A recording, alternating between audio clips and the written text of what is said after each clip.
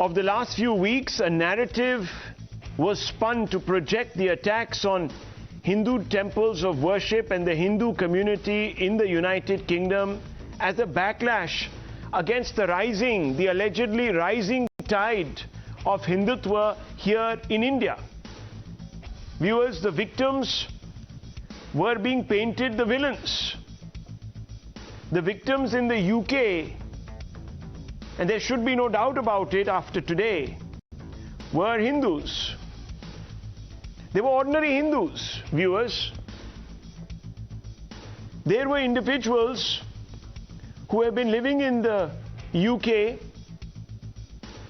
trying to make ends meet, trying to establish themselves as immigrants in a country where we know that it's not easy to assimilate. But it was not, viewers, the whites, but it was Islamists who set upon them, seeing them as a threat. You all know, viewers, that Indians as a community, as a whole, do very well wherever they go.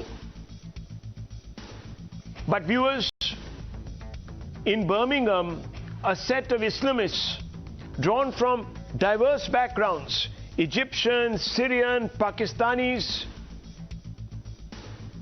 saw the local Indian community as a threat. And to cover their actions, they used their ecosystem to suggest that they were very upset because the specifically local Hindu community were some new emigres that had come from India that were militating against Muslims and were the product, the indoctrinated product of a muscular Hindutva, saffron narrative. Viewers, this is palpably a calumny. Viewers, that narrative was a mischievous one, and Times Now has dug out new evidence that proves this very, very clearly.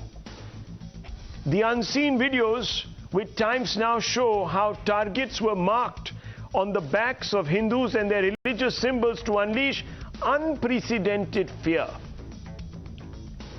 This is Birmingham, viewers. This is Birmingham. Watch carefully. You will not see a single slightest sign of provocation, and yet the unsuspecting temple goers in Durga Bhavan Center find themselves at the receiving end of unbridled, horrid and frankly disgusting hate rants. Hate rants, viewers. I want you to listen to a sample of it.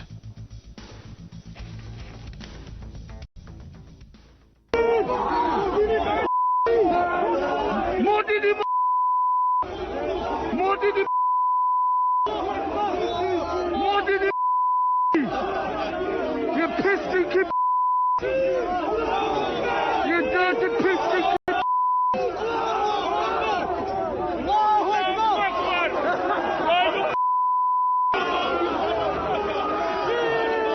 This ain't Leicester, you cuz. This is Brompton. Hiding. You dirty pissed kid. Go eat some cow. Hey, you look shook. You look shook. Hey, you look shook. Hey, hey, go drink some cow. Hey, what's that beef? Look at that piss drinking. Move back, thank you. Back, please, thank you. Move back. Move back, move back. We don't use it. We don't want to stop. Keep going.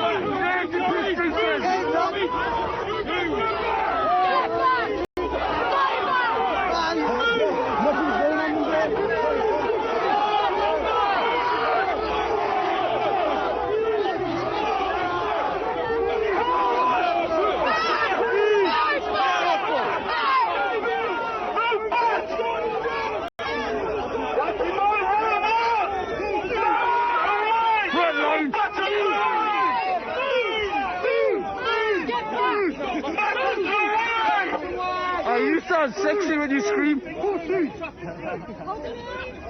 Look at him helping the piss drinking Viewers, filthy, absolutely filthy, racist, and most importantly, sectarian language. This is the kind of invective Hindus in the UK were subjected to. Let it sink in. Let the words, viewers, sink in tonight. Despite being at the receiving end of such venom, there are those in our country and an ecosystem internationally that still villainizes the victims. Before we move on, listen to the masked mob spewing hate once again. Listen to this.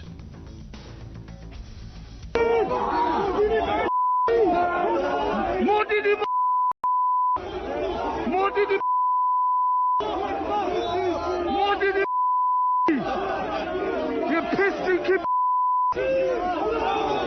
you dirty piss drinking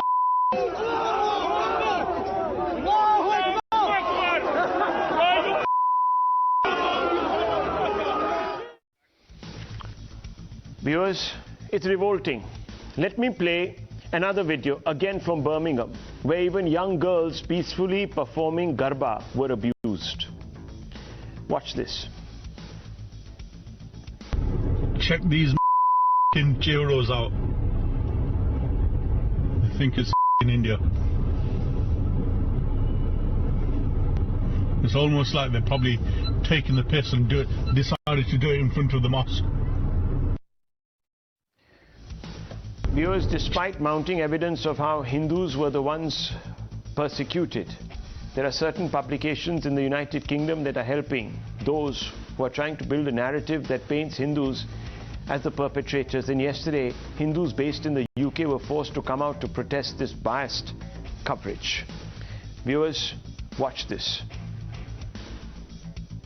We are standing here in protest against biased journalism of UK newspapers and media houses like Guardian and BBC. They call us Hindu extremists. Extremist Hindus are victims of terrorism. Hindus are victims of attacks. Jai Shri Krishna, Namaste. I'm here at the Guardian offices protesting because they've been so anti-Hindu, it's been unfair. They're not neutral, they're very biased in their reporting. Hindus are a very peaceful community and they're constantly being oppressed, but they're being demonized and wrongly portrayed in the Guardian.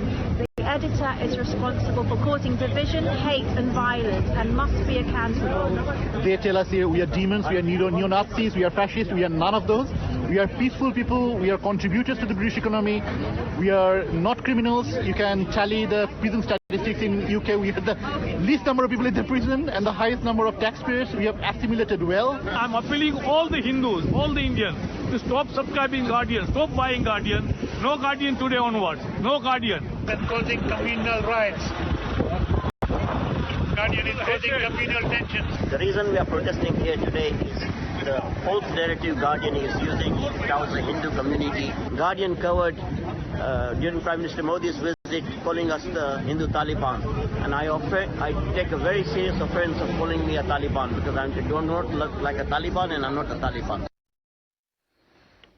As a last resort, Hindus in the UK are now protesting on the streets, writing to members of parliament, hoping that they will be heard, and in some quarters their pleas are resonating. UK MP Teresa Villiers became the second parliamentarian to raise Hindus' plight in Parliament, viewers, in just a matter of a few days. We have an urgent debate on Hindu-phobic hate crime.